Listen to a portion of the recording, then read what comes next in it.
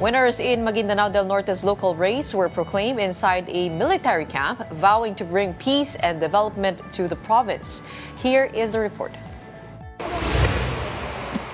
Datu Tucao Mastura made history by becoming the first elected governor of Maguindanao del Norte after the province was divided into two during the plebiscite in 2022.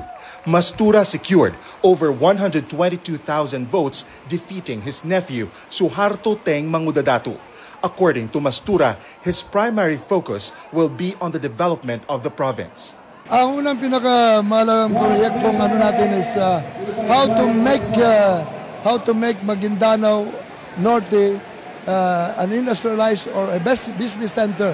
Kasi nandiyan po ang Puliyok, nandiyan po ang airport natin. Kailangan natin mga investors po para mabubuhay yung bar.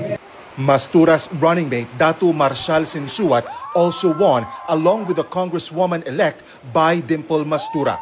Sinsuat said he will prioritize resolving family feuds or RIDO, which are often the root of local conflicts, especially land disputes.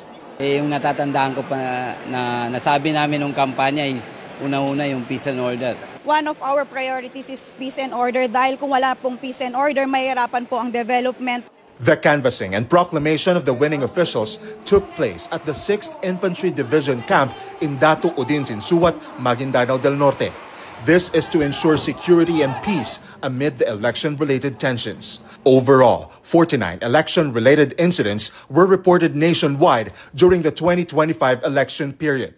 27 of these are still being validated, while 12 remain under investigation to determine whether they are linked to the election day itself. The highest number of incidents were recorded in the Cordillera, Bangsamoro, and Calabarzon regions. Despite these incidents, the Philippine National Police reported a 53% decrease in election-related violence compared to the 2023 barangay and SK elections.